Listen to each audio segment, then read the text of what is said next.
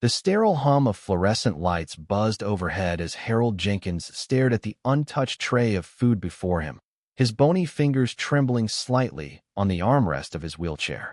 For 7 agonizing days, he had pushed away every meal, every spoonful of bland oatmeal or pureed vegetables, his once vibrant eyes now hollowed by a silent protest that no one could decipher. Nurses whispered in the hallways of Willow Creek Nursing Home. Their voices laced with fear was fading fast, his frail body a ticking clock toward an inevitable end. And yet, in that refusal, there burned a spark of defiance that hinted at a story buried deep within his weary soul. Harold's room was a shrine to forgotten memories. Faded photographs lined the walls. A young man in uniform during the war, a wedding day with a smiling bride, children laughing in a sun-drenched backyard. But those images now mocked him, reminders of a life that had slipped away like sand through his fingers. At 87, Harold had outlived his wife, Evelyn, by a decade, and his 2 children had scattered to distant cities, their visits dwindling to obligatory holiday cards.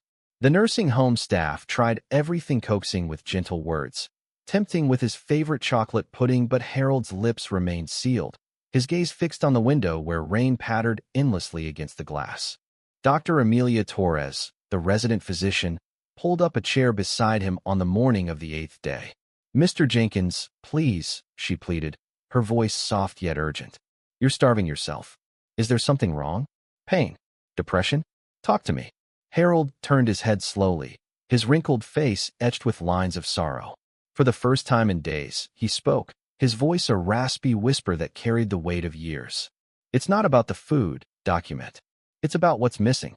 I've got nothing left to swallow for." Amelia's heart ached. She had seen this before in the elderly, the quiet surrender when loneliness became too heavy to bear. But Harold's eyes held something more, a flicker of unresolved pain that suggested his hunger strike was no mere whim. As the day wore on, the nursing home buzzed with routine activity. Caregivers shuffled between rooms, administering medications and changing linens, while residents gathered in the common area for bingo or television reruns. Harold remained isolated, his tray returned to the kitchen untouched once again. In the afternoon, Nurse Carla, a kind-hearted woman in her 40s who had taken a special liking to Harold, tried a different approach. She brought in a radio, tuning it to old jazz standards that Evelyn had loved. "Remember dancing to this with your wife?" she asked, hoping to stir some appetite through nostalgia. Harold's eyes misted over, but he shook his head. "Music can't fill the void, Carla. Nothing can." That evening, as the sun dipped below the horizon, painting the sky in hues of orange and purple, Harold's thoughts drifted back to the war. He had been a young soldier in Vietnam, witnessing horrors that no man should endure. But it wasn't the battles that haunted him now. It was the letters from Evelyn, promising a life together upon his return. They had built that life 2 kids, a modest home, weekends fishing by the lake. Yet, in his final years, regrets piled up like autumn leaves. He had been too stern with his son, Michael, driving him away after a heated argument over career choices. His daughter, Sarah, had married young and moved across the country, her calls growing infrequent. And Evelyn, her death from cancer, had left a chasm in his heart that time refused to heal. The next morning brought no change. Harold's vital signs weakened, his blood pressure dropped, and dehydration set in. The staff debated force-feeding or hospitalization, but Amelia advocated for patience. "There's a reason behind this," she insisted during the team meeting. "We need to uncover it." Unbeknownst to them, Harold's mind was a whirlwind of memories. He recalled the day Michael left home, slamming the door after Harold's ultimatum. "If you won't join the family business, don't come back." Words spoken in anger, never retracted. Sarah's wedding, where he had walked her down the aisle with pride, only to later criticize her husband's job, straining their bond. And Evelyn's last words, "Forgive yourself, Harry. Life's too short for grudges." By midday, whispers spread among the residents. Old Mrs. Wilkins, wheelchair-bound and sharp-tongued, rolled by Harold's door. "Stubborn fool," she muttered, but her eyes held sympathy. In the cafeteria, a group of elders shared stories of their own losses, the conversation turning to Harold. "He's waiting for something," one said. Or someone. Little did they know how right they were. As the afternoon light filtered through the curtains, Carla entered with fresh flowers, hoping their scent might awaken something in him. "These are from the garden, Mr. Jenkins." Evelyn loved roses, didn't she? Harold nodded faintly, a single tear tracing down his cheek. For a moment, he almost reached for the vase, but pulled back. The void was too vast. Eating felt like betrayal, like accepting a life without purpose. That night, sleep eluded Harold. He lay in bed, staring at the ceiling, his body aching from malnutrition. Dreams came in fragments. Evelyn's laughter, Michael's boyish grin, Sarah's hugs. He awoke with a start, the room shrouded in darkness, and for the first time, doubt crept in. Was this the end he wanted? A quiet fade into oblivion? The following day marked the 9th without food. Amelia called Harold's children, leaving urgent voicemails. "Your father needs you," she said. But responses were slow. Michael was overseas on business, Sarah buried in work. The nursing home's administrator, Mr. Hargrove, grew impatient. "We can't let him waste away," he declared. Yet Amelia persisted, sensing Harold's strike was a cry for connection. In the midst of this tension, an unexpected visitor arrived, not the mysterious one yet, but a twist that shifted the air. It was Tommy, a 10-year-old boy from the local school, part of a volunteer program where kids read to the elderly. Tommy had been assigned to Harold weeks ago, but had stopped coming after Harold's gruff demeanor scared him off. Today, however, Tommy returned, clutching a handmade card. "I drew this for you, Mr. Jenkins," he said shyly, his small voice breaking the silence. Harold looked at the boy, surprise softening his features. The card depicted a family picnic, stick figures laughing under a tree. "Why'd you come back?" Harold croaked. Tommy shrugged. "My grandpa died last year. He was lonely too. I thought maybe you needed a friend." The innocence pierced Harold's defenses.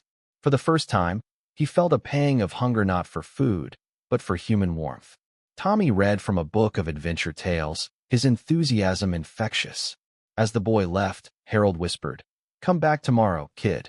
It was a small crack in his resolve, a twist that reminded him of the unexpected ways life could offer solace. But the real turning point loomed. That evening, as shadows lengthened, the receptionist buzzed Amelia. "There's someone here to see Mr. Jenkins. Says it's important." Amelia glanced at the clock. Visiting hours were over, but something in the visitor's demeanor compelled her to allow it. The mysterious visitor stepped into Harold's room, a silhouette against the dim light. Harold's eyes widened in disbelief. "You?" he gasped, his voice trembling with a mix of shock and emotion. The visitor was a woman in her 60s, her hair streaked with gray, carrying a worn leather satchel. She approached Harold's bed with hesitant steps, her eyes glistening under the fluorescent glow. "Dad," she said softly, the word hanging in the air like a long-lost echo. It wasn't Sarah, Harold's daughter, but someone else entirely. Lisa, the child he never knew he had, born from a brief affair during the war, a secret Evelyn had discovered and forgiven, but one Harold had buried deep. Lisa's arrival shattered the fragile equilibrium of Harold's world. She explained how she had tracked him down through old military records and DNA tests, driven by a lifetime of questions about her roots. "Mom told me about you before she passed," Lisa said, pulling out faded letters from her satchel. "She said you were a good man, caught in bad times." Harold's heart raced. Memories flooded back of a young nurse in Vietnam, a fleeting romance amid chaos, and the guilt that followed him home. As Lisa spoke, Harold felt the walls he had built crumble. He had refused food not just from loneliness, but from the unspoken burden of this secret, fearing it would taint his legacy. Now, faced with living proof, emotions surged: regret, wonder, joy. "I never knew," he whispered, reaching for her hand. Lisa squeezed it gently. "That's why I'm here. To know you now." The nursing home staff, unaware of the full story, observed the change in Harold.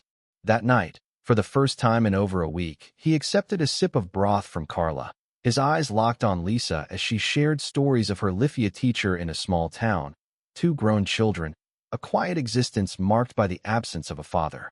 The twist of her appearance not only shocked Harold, but amplified the story's emotional depth, highlighting themes of forgiveness and the unexpected branches of family trees. The next morning, Amelia noticed Harold's improved color. "Who was that visitor?" she asked. Harold smiled faintly. "Family. he replied, the word carrying new weight. Lisa returned daily, bringing photos of her kids Harold's grandchildren he never imagined. They laughed over shared traits, the same stubborn jaw, a love for jazz. Tommy, the young volunteer, joined them one afternoon, creating an unlikely trio that bridged generations. Yet, as bonds formed, old wounds resurfaced. Harold confessed to Lisa about his regrets with Michael and Sarah. I pushed them away, he admitted, tears flowing. Lisa listened, then shared her own pain of growing up fatherless. But we're here now, she said. That's what matters. This exchange deepened the narrative's human value, emphasizing redemption through honesty. Meanwhile, the nursing home buzzed with curiosity. Mrs. Wilkins wheeled in, eavesdropping shamelessly. Secret daughter, eh? Life's full of surprises. Her comment lightened the mood, but also introduced a subtle twist. Mrs. Wilkins revealed she had a similar story, adopting a child in her youth. This auxiliary character added layers, shifting perspectives on hidden pasts among the elderly. As days passed, Harold's appetite returned gradually. He ate small meals while Lisa read from Evelyn's old diaries, uncovering how his wife had known about the affair, yet chosen love over resentment. She wrote that you came back a changed man, Lisa read aloud. Harold wept, releasing decades of guilt. One evening, Michael called, alerted by Amelia's message. Dad, I'm coming home, he said, voice choked. Sarah followed suit. The prospect of reunion fueled Harold's recovery, but tension built. How would they react to Lisa? The climax approached on a sunny afternoon. Lisa helped Harold into the garden, where flowers bloomed vibrantly. Tommy tagged along, tossing a ball. Suddenly, a car pulled up, Michael and Sarah, arriving together for the first time in years. Faces etched with worry turned to confusion as they saw Lisa. Harold, mustering strength, introduced her. This is your half-sister. Shock rippled through them, but Lisa's warm smile disarmed defenses. Stories unfolded: war's scars, youthful mistakes, enduring love. Michael admitted his own regrets. I should have reached out sooner. Sarah hugged Lisa. Welcome to the family. In this moment, the story's kitchen peaked, with tears and laughter intertwining. Harold, surrounded by his expanded family, felt whole. The mysterious visitor had not just saved his life, but mended fractured bonds. Yet, healing was ongoing. That night, Harold reflected on life's twists: the boy who reminded him of innocence, the daughter who brought forgiveness. He ate a full meal, savoring each bite as a promise to live fully. As weeks turned to months, Willow Creek transformed for Harold. Family visits became regular. Grandchildren played in the halls. Tommy's program expanded, inspired by their friendship. Mrs. Wilkins shared her adoption tale, fostering a community of openness. Harold's story rippled outward, teaching that even in twilight years, surprises could reignite purpose. Loneliness, once his captor, yielded to connection's warmth. But shadows lingered. Health issues persisted. Age was unforgiving. One quiet evening, Harold confided in Lisa. I'm glad you came when you did. She nodded. Me too, Dad. The narrative wove themes of human resilience, the power of untold stories, and the beauty of second chances. Harold's refusal to eat had been a silent scream, the visitor, a lifeline. In the common room, elders gathered, sharing their own mysteries. Harold listened, his heart full. Life, he realized, was a tapestry of unexpected threads. With family reunited, Harold's days at Willow Creek took on new vibrancy.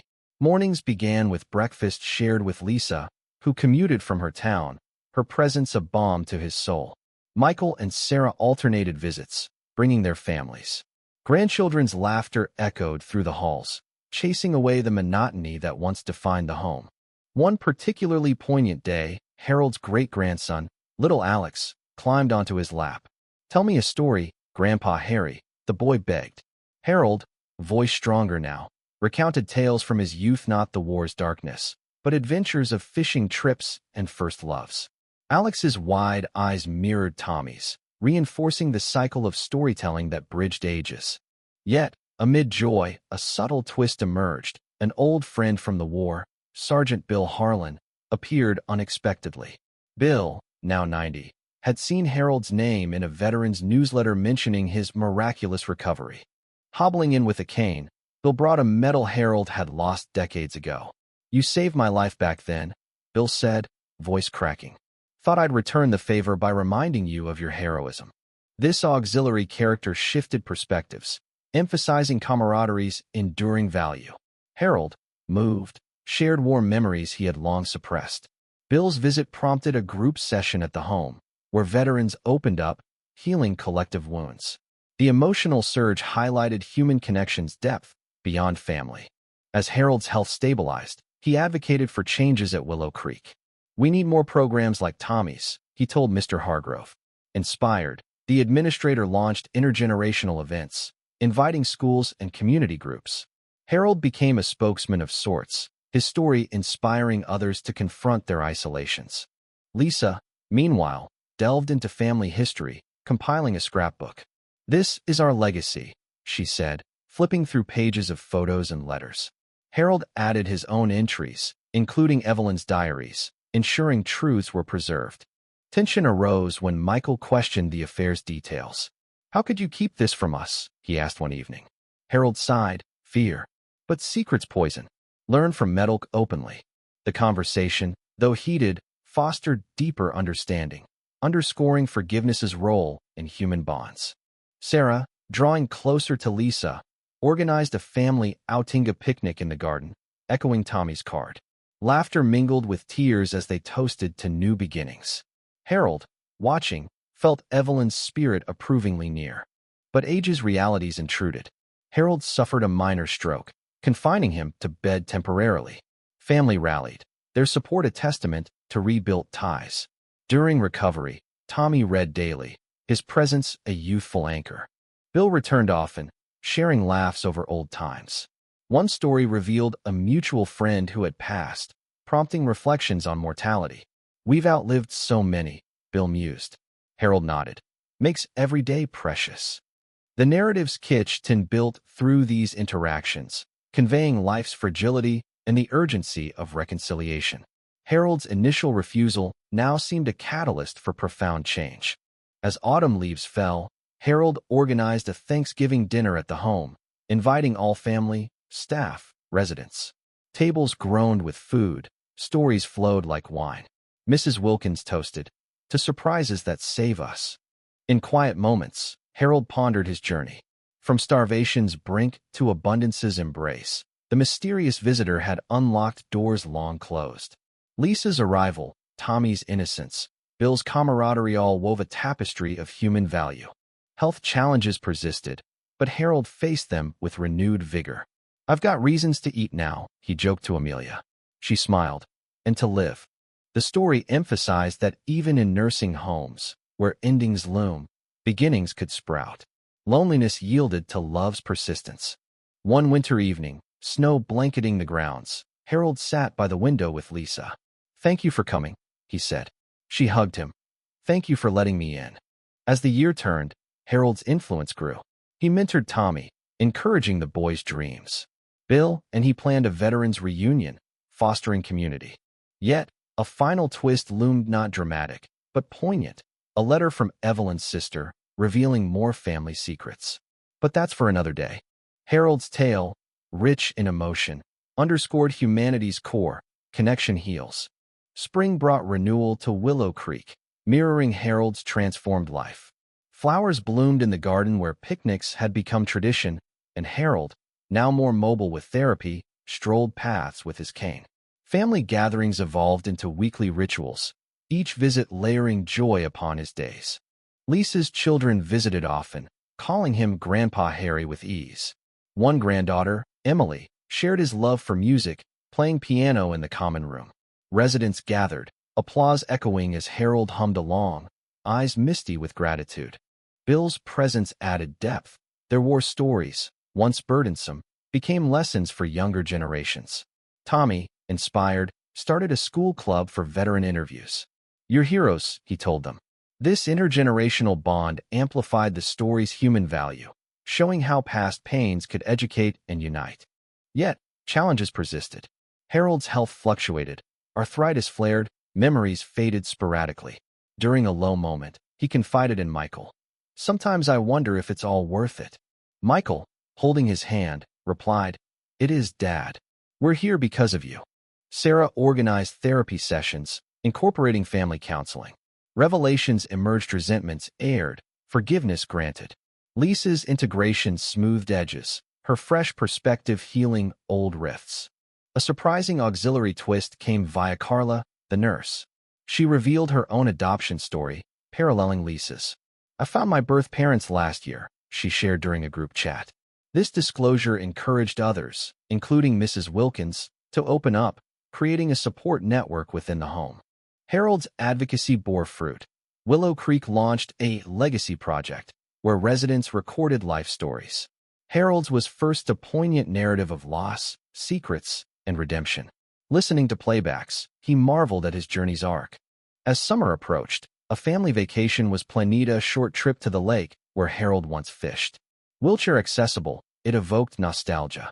Casting a line with Alex, Harold felt time circle back. "This is what life's about," he said. But the trip unearthed emotions. At the lakeside, Harold scattered Evelyn's ashes, a ritual delayed by grief. Family encircled him, tears flowing. "She's at peace now," Lisa whispered. Returning invigorated, Harold faced a health scare, a pneumonia bout. Hospitalized briefly, he reflected on mortality. "I've had a second chance," he told visitors. Recovery was swift, bolstered by love. The narrative's kitchen culminated in a home celebration for Harold's 88th birthday. Balloons floated, cake abounded. Toasts rang out. To mysteries solved, families expanded, lives enriched. Tommy gifted a book of drawings. Bill, a framed photo from their unit. Michael announced a move closer. Sarah, a commitment to monthly visits. Lisa presented the completed scrapbook.